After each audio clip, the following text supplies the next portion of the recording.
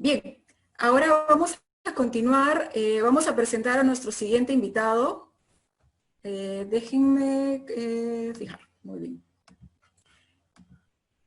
Bien, a continuación tenemos el agrado de presentar a Alfredo Rodríguez Delfín. Él es biólogo, egresado de la Universidad Nacional Agraria La Molina, magíster en ciencias con especialidad en fertilidad del suelo, doctor en ciencias e ingeniería biológicas. Actualmente se desempeña como profesor principal del Departamento de Biología, Facultad de Ciencias de la Universidad Nacional Agraria La Molina. Tiene amplia experiencia laboral en docencia, investigación y extensión y proyección social en el campo de la fisiología vegetal, con énfasis en fotosíntesis, hormonas vegetales, nutrición mineral y fisiología del estrés. En esta oportunidad, él nos hablará sobre la nutrición mineral en el cultivo de vainilla. Alfredo, si nos escuchas, si estás ahí, bienvenido. Por favor, puedes compartir tu pantalla para poder verte. Buenas tardes. Buenas tardes. Bienvenido, Alfredo.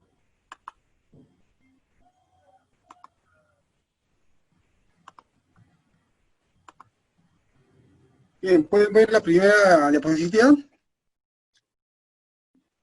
Sí, estamos bien, estamos viendo la presentación. Ya. Bien, soy profesor de Fisiología Vegetal de la Universidad de La Molina, y dentro del capítulo de Fisiología Vegetal hay un capítulo que se llama Nutrición Mineral de las Plantas.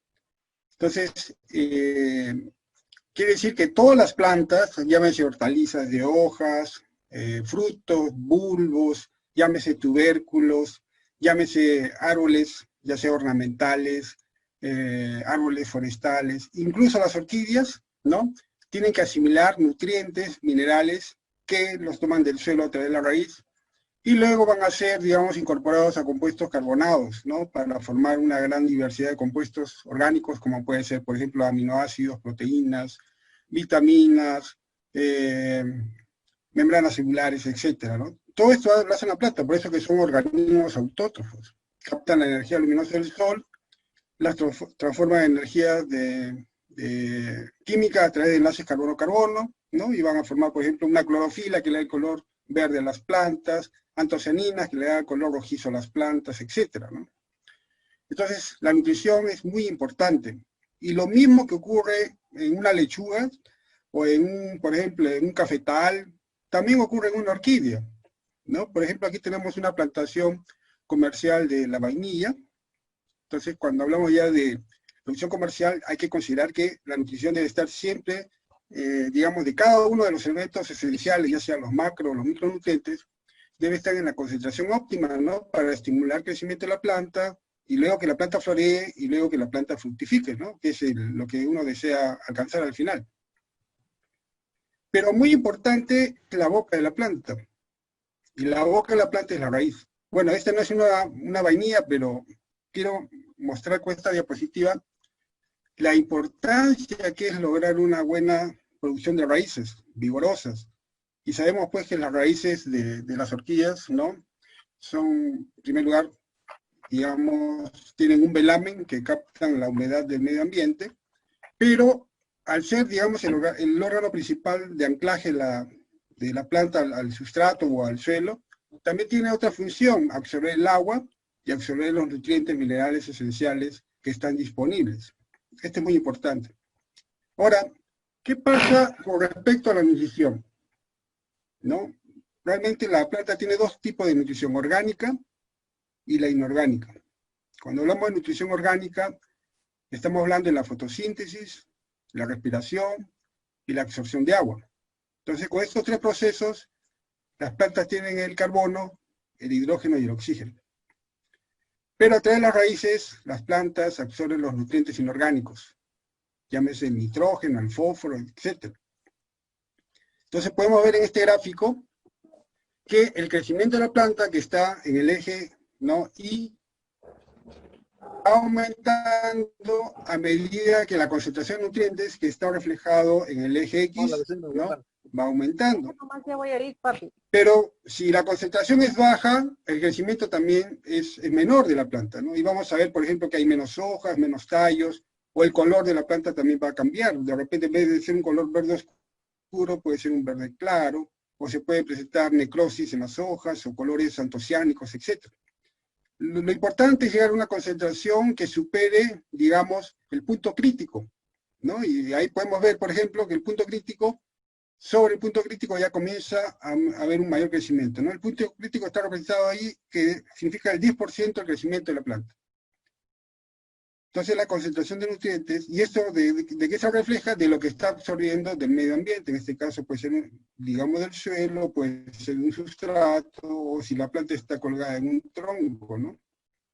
Hasta llegar a un nivel máximo, donde tenemos el máximo crecimiento. Pero si tenemos exceso de nutrientes, en vez de favorecer el crecimiento de la planta, ya estimulamos un decrecimiento de la planta, ya llegamos a un punto de nivel de toxicidad. Entonces es muy importante tener los rangos óptimos de los nutrientes esenciales para estimular el crecimiento de la planta, lograr la floración, que es lo más bonito de ver una orquídea, ¿no? Hay productores de orquídeas para la floración solamente, ¿no? Porque hay un mercado para flores. Pero hay otras orquídeas, como el caso de la vainilla, que además de la floración necesitamos tener los frutos, ¿no? Las vainas. Entonces, todo lo que se refleja en una hortaliza lo vamos a ver en una orquídea. Por ejemplo, aquí vemos una deficiencia de nitrógeno. Esto es muy común en muchas plantas. ¿Y cómo sabemos que la planta tiene una deficiencia de nitrógeno? Por el color amarillo de sus hojas inferiores. ¿Y por qué es en las hojas inferiores y no en las hojas nuevas? Porque el nitrógeno es un elemento móvil, y si falta nitrógeno, entonces la planta trasloca ese nitrógeno que está en la hoja inferior y va a los puntos de crecimiento. Se mueve fácilmente el nitrógeno. Y la parte inferior, las hojas inferiores, se ven reflejada la deficiencia. Y este mismo síntoma lo podemos ver en una orquídea, en el caso de la vainilla. Observamos que las hojas son amarillas de la parte inferior de la planta, no en la parte superior, porque ya hemos mencionado que el nitrógeno es móvil, y por lo tanto la deficiencia se observa en la parte inferior, hojas, ¿no?, adultas, una clorosis, amarillo. Entonces, si vemos que esta planta tiene esta deficiencia, hay que reponer nitrógeno, ¿no? El caso del fósforo. Esta es una planta de camote y vemos que el color es color rojizo, y es porque la planta está acumulando antocianinas. Entonces, cuando falta fósforo, aquí por ejemplo el nivel es muy bajo, ¿no? Abajo dice 100, 3, 150 ppm de nitrógeno, fósforo y potasio.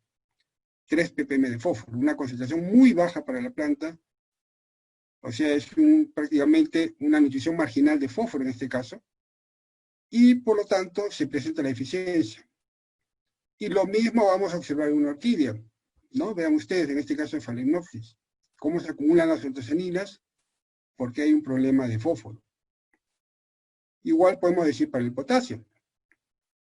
¿Cómo sabemos que hay una deficiencia de potasio en las plantas? Observando en las hojas inferiores los bordes. Y observen ustedes que el borde de estas hojas de pepino muestra primero una clorosis. Y cuando la deficiencia es severa, luego se vuelve ya necrosis, o sea, muerte de tejido. Y lo mismo podemos observar en una orquídea, ¿no? Observen ustedes, en este caso las puntas, primero se volvieron amarillas, y como el síntoma es fuerte, o sea, hay una deficiencia extrema de potasio, ya se presenta una necrosis. Entonces, podemos ver cómo lo que se presenta comúnmente en todas las plantas también lo vamos a ver reflejado en las orquídeas.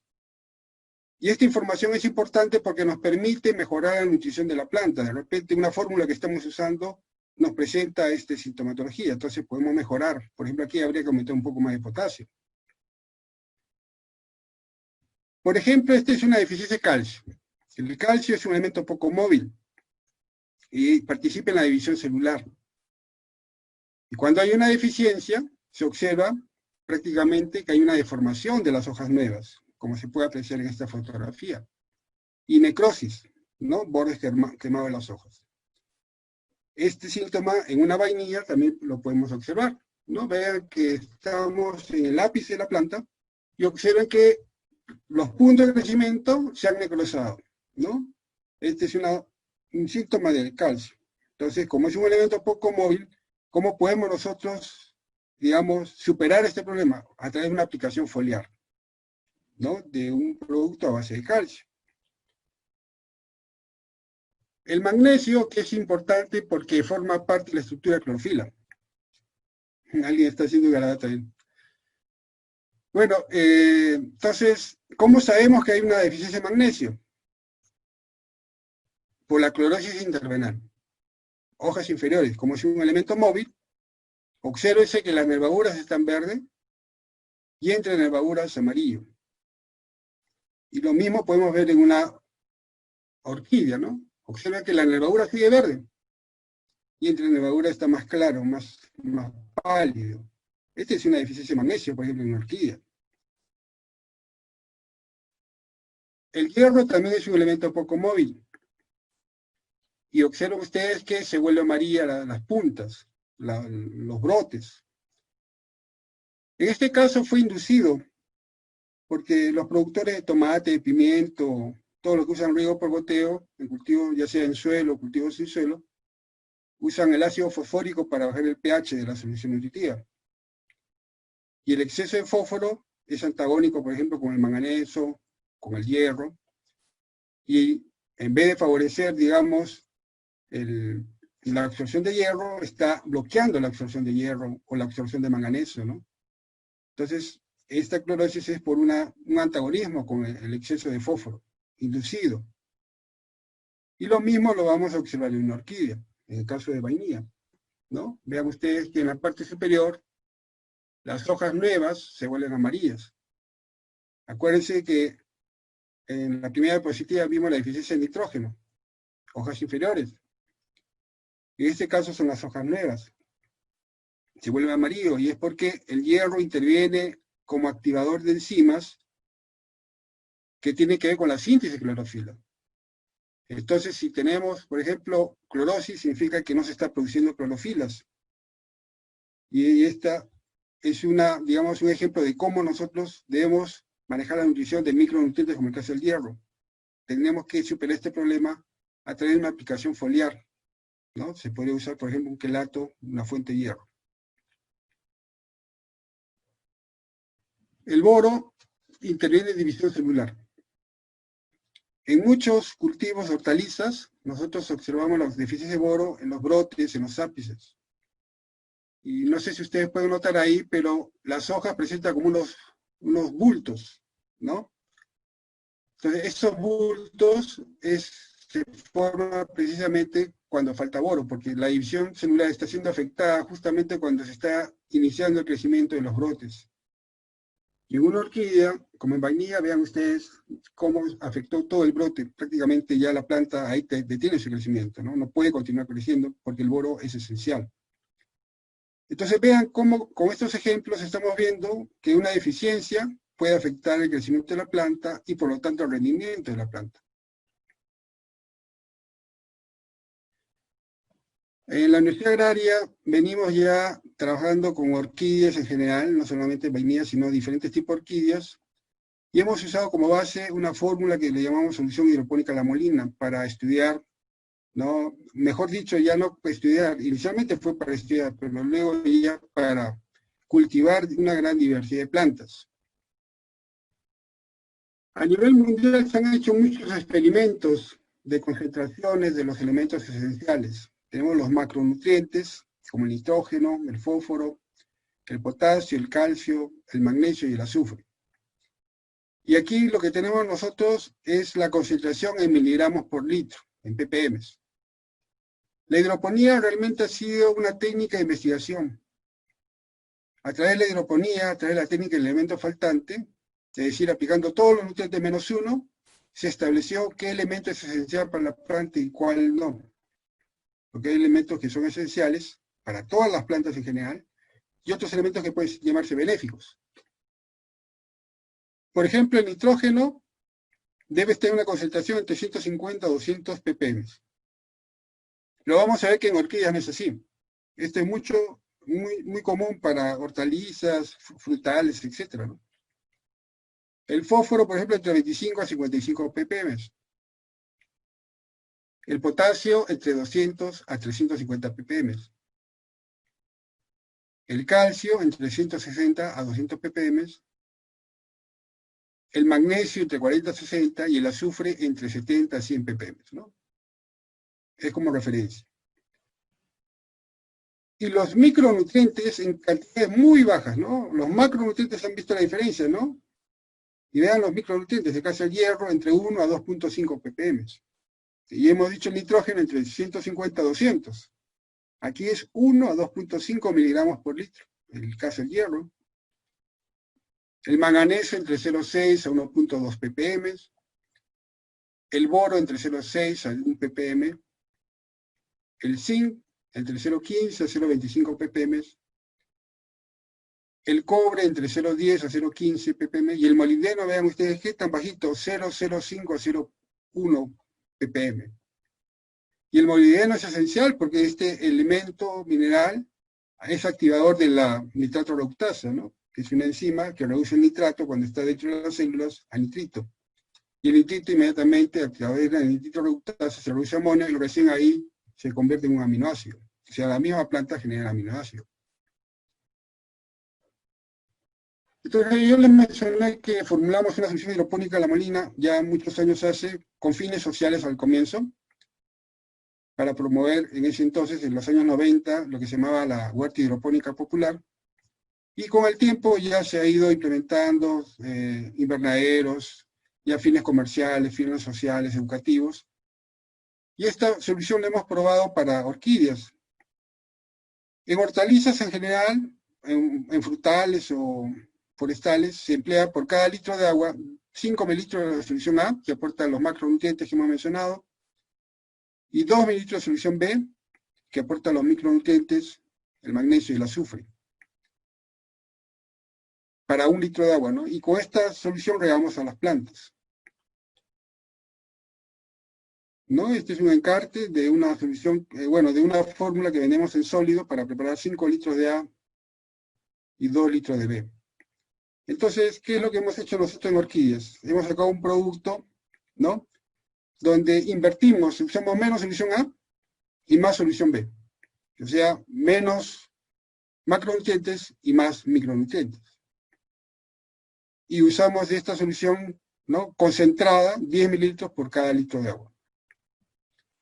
Entonces, esta solución la hemos probado, por ejemplo, para vainilla, el estado inicial, crecimiento. Entonces, ahí en la universidad tenemos un módulo pequeño donde tenemos varias orquídeas y entre ellas tenemos vainilla. Y observen el color intenso de la planta, ¿no? Que es un reflejo de una buena nutrición inicial, que es importante, como estaba explicando, porque nos interesa pues generar una planta vigorosa, con tallos gruesos, con buena área foliar, ¿no? ¿Por qué? Porque luego tiene que florear la planta, que se ha logrado luego de un año, ¿no? De establecida esta planta. Y observen el sustrato que estamos usando en unas camas hechas con manga plástica, y es una mezcla que le hemos aplicado ahí con sphagnum, cascarilla de arroz, y también piedra pómez. Usted bien sabe que la orquídea necesita un sustrato muy poroso, no muy retentivo, porque si no se pudre la raíz. Y también unos ejemplos de orquídeas que hemos probado con esta solución, por ejemplo, la Encycla fragans, muy aromática esta flor, de esta planta. Por ejemplo, Pracmipedium caudatum, ¿no? Vean ustedes ahí el zapatito del niño. También la hemos probado, por ejemplo, en Xylobium foveatum, Triticentrum nanum, muy bonita la floración de esta planta. Epidendrum, una diversidad de epidendrum, ya sean híbridos o no híbridos. Bueno, Phalaenopsis es muy común sacarlo, pero estimula sobre todo la floración, la acelera. Por ejemplo, en Maxillaria.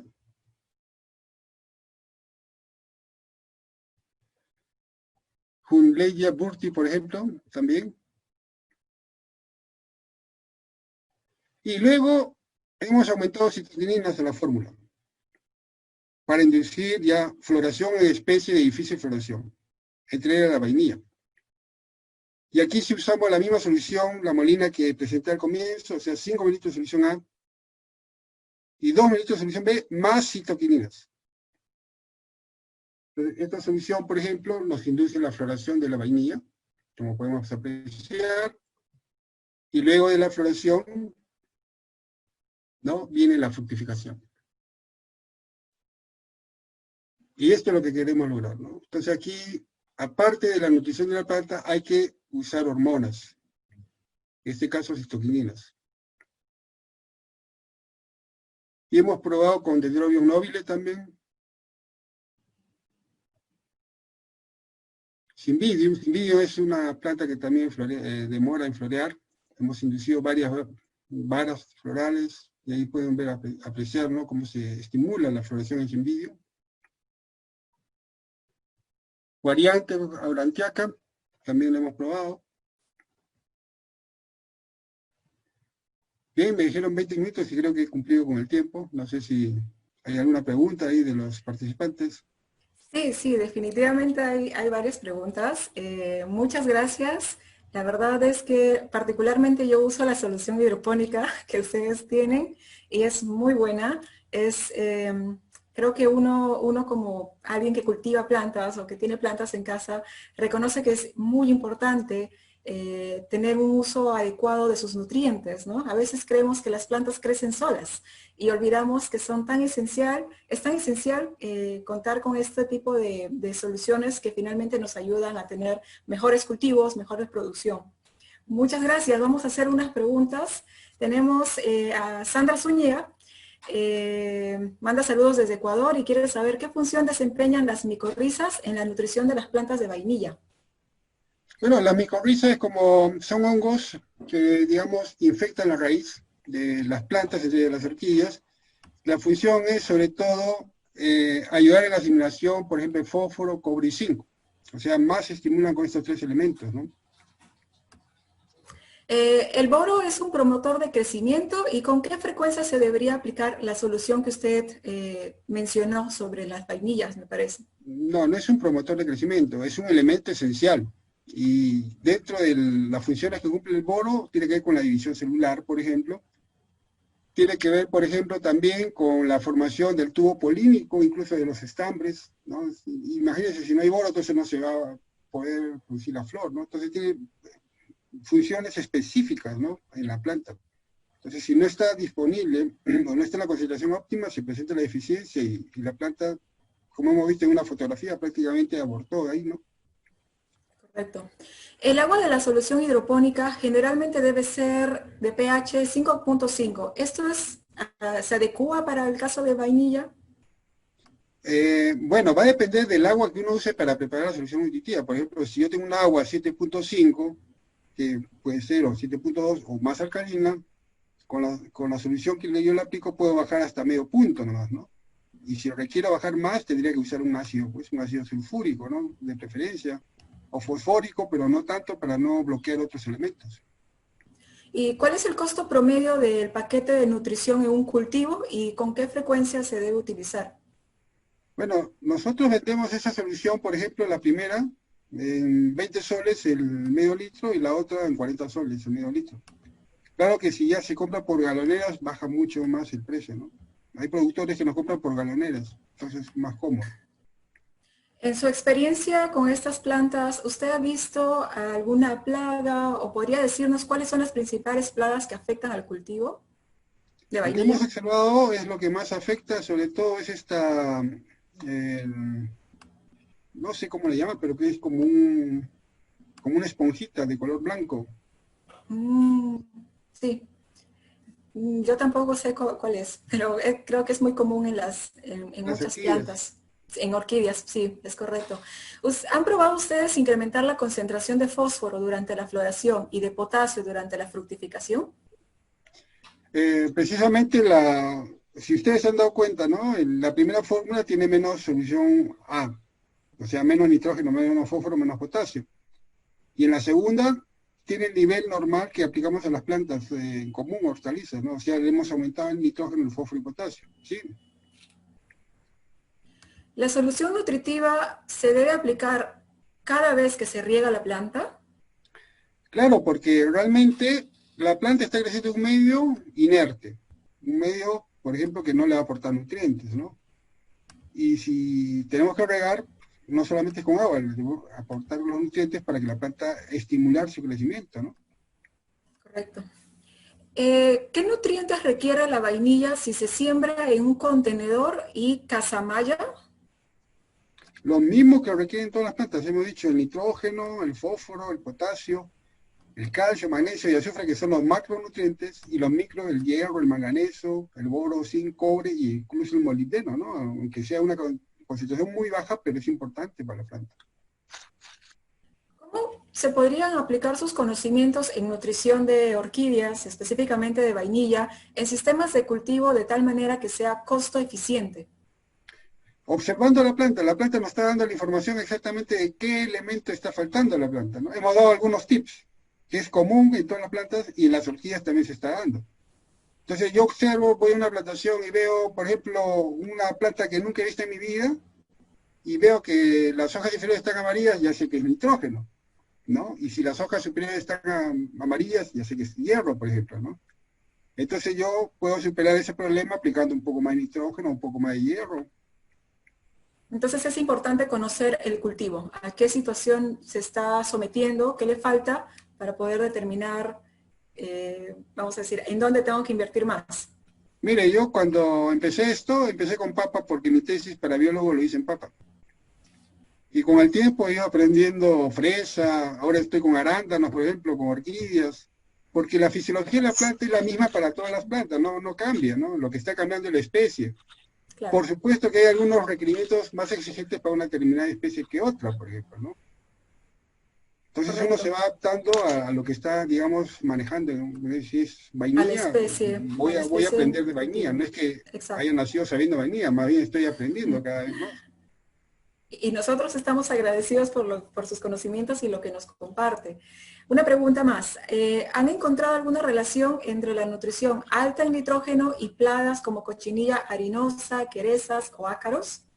Claro, cuando hay más nitrógeno, la planta está más suculenta. Y al estar más suculenta, atrae pues más insectos, ¿no? O ácaros, por ejemplo, ¿no?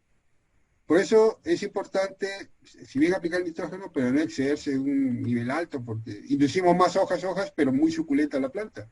Mm, Y más bien estamos retrasando la floración porque estamos induciendo crecimiento solamente. exacto. En ese caso, bajamos el nitrógeno, subimos fósforo y potasio para inducir floración y luego, en el caso de vainilla, la fructificación. En el caso de producción orgánica, ¿se podría utilizar su solución? Ahí hay un desconocimiento de la palabra orgánico. Hemos mencionado que la planta tiene dos formas de nutrición, orgánica y inorgánica. La orgánica tiene que ver con el carbono, hidrógeno, oxígeno. Entonces la planta, como las orquídeas, cualquier planta, son autótrofos.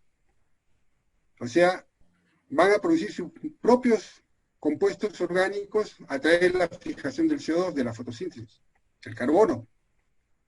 El agua y el oxígeno van a aportar, ¿no?, los otros elementos para formar un compuesto orgánico, el carbono, hidrógeno, oxígeno.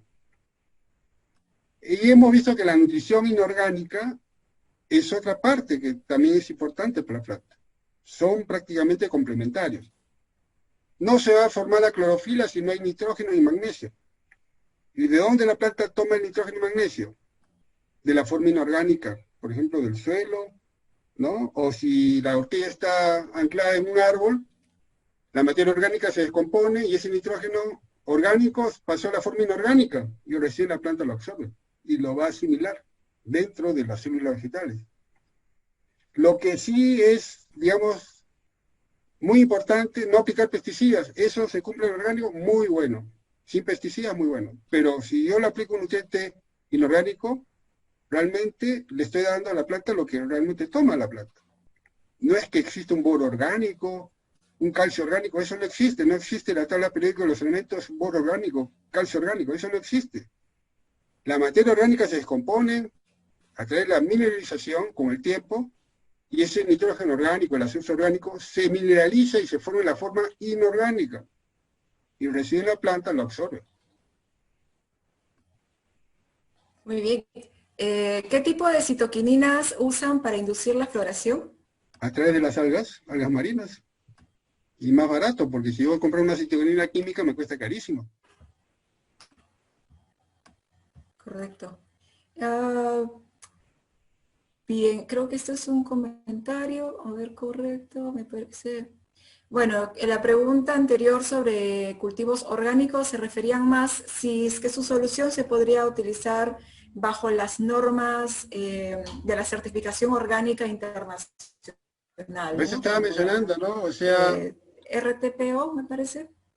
por eso estaba mencionando Digamos, que la fuente que usamos para preparar esa solución es inorgánica, a diferencia de las algas que son orgánicas para la citoquinina, ¿no? correcto. Eh, y creo que esto es todo lo que hasta ahora. A ver, una pregunta más. ¿Han probado fibra de coco como sustrato de vainilla bajo un régimen de nutrición hidropónica? Sí, pero no pura. La mezclamos con... La piedra pómez es excelente sustrato. Crece muy bien la orquídea, pero no puro, mezclado con... ¿Han visto la foto, no? Había cascarilla, sphagnum y la piedra pómez, ¿no? Y algo de fibra de coco, pero los chips, no lo fino. Hay fibra de coco fino, medio y los chips que son como de tamaño más grande, ¿no? Eso es muy bueno. Muy bien, bueno, creo que eso es todo lo que definitivamente hay mucho más. Usted es el experto. Si ustedes tienen más preguntas, tienen el correo del biólogo, pueden contactarse con él. Ya saben que tiene la solución para los problemas, ¿no? La solución para todos los problemas.